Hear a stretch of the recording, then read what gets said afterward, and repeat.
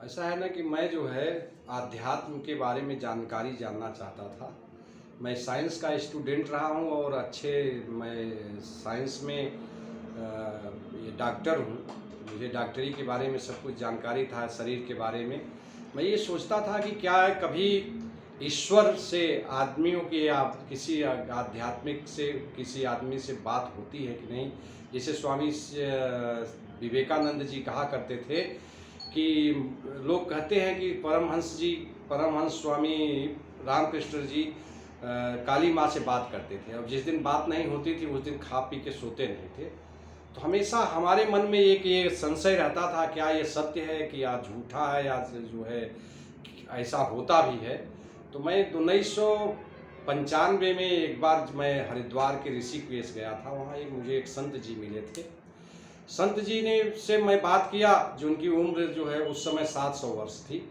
उनसे मैंने जब बात किया तो उन्होंने कहा कि आप जो है देख सकते तो नहीं हैं ईश्वर को, लेकिन आप जो है अगर आप अनुभव करना चाहते हैं तो आप अनुभव से उनको जान सकते हैं, उनसे बातें कर सकते हैं। उसके लिए बहुत सी तपस्या करनी पड़ती।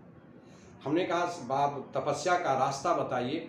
तो उन्होंने बताया, कुछ रास्ते उन्होंने सिखाया हमें और हम जो है तभी से इस पे चल रहे थे। 2005 से लेके 2015 तक मैं अथक प्रयास करके इस्लाम पे रिसर्च किया और इसके बाद हम जो है 2016 में जो है गुरु ग्रंथ पर और इस सिख पे बात चर्चा की और वहाँ उनके गुरुओं के पास जाके मैं इस पे ज्ञान प्राप्त किया। इस 17 में कुछ समय तक मैं ईसाई पे चर्चा करके ईसाइयों पे मैंने ग्रहण अध्ययन किया और इसके बाद मुझे आगे फिर इसी जो है माँ विंध्यवासिनी के आशीर्वाद से मुझे वरदान मिला और मुझे बहुत से चीज़ें इस ज्ञान के रूप में प्राप्त हुआ और मुझे पता हुआ। और ईश्वर से अगर कोई आदमी अपने तपस्या से अपने मन की बातें अगर जानना चाहता है तो स्थिर मन से उस ईश्वर को समझ सकता है और जान सकता है, लेकिन इसके लिए अपनी बहुत सी आदतों को छोड़कर अपने धर्म के रास्ते से ही सत्य के मार्ग पे चलकर ही ईश्वर को प्राप्त किया जा सकता है। सारे धर्म सिर्फ एक चीज कहते हैं कि सत्य के मार्ग पे चलना। इंसानों को अपने सत्य पे ही चलना चाहिए और कोई धर्म नहीं सिखाता है किसी को आपस में बैर करने का।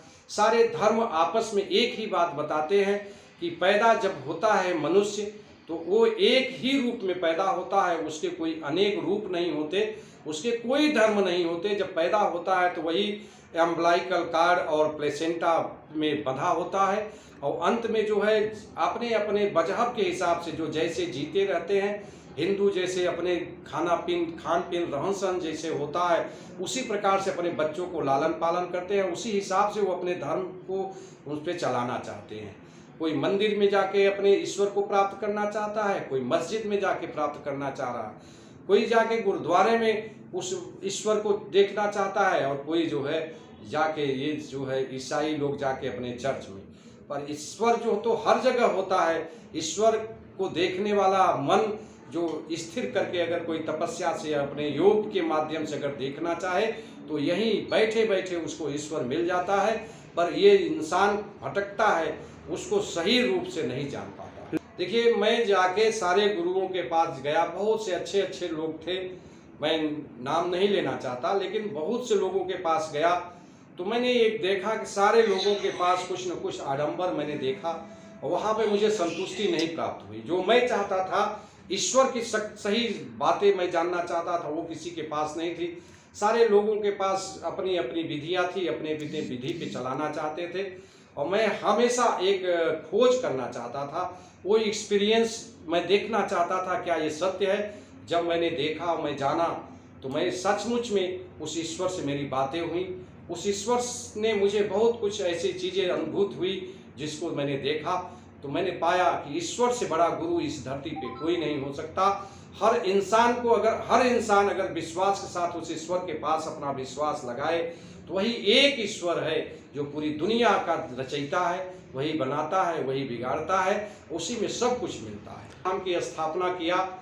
जब मैं सारे जगह पे होके आ गया, मैं पूरे इंडिया का भ्रमण करने के बाद देखा तो ये पाया कि मेरा एक छोटा सा जिला भदोही, जहाँ पे हम लोगों को सच्चे मार्ग को बताने के लिए कोई जगह नहीं था, बैठने के लिए जगह नहीं था, ज्ञान देने के लिए ऐसी कोई जगह नहीं थी। हमने ये सोचा कि अपने ज़िले में, मैं जिस जन्म में, जिस मिट्टी में जन्म लिया हूँ, वहाँ पे कोई एक ऐसा आश्रम बनाया जाए जहाँ सभी धर्मों को सही रूप दिया जाए और उसको ज्ञान दिया जाए। जैसे एक हिंदू का बेटा अगर कुरान के बारे में नहीं जानता तो सब जगह जाके अनाप शनाप बकता है।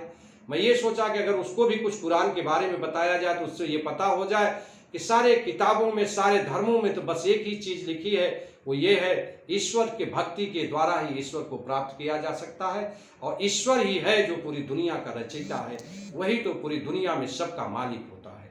अगर जो ईश्वर को सच रूप में जान जाए, जिस दिन इंसान अपने आप को जान जाए कि मैं कौन हूँ, उसी दिन वो ईश्वर की प्राप्ति उसको हो जाए।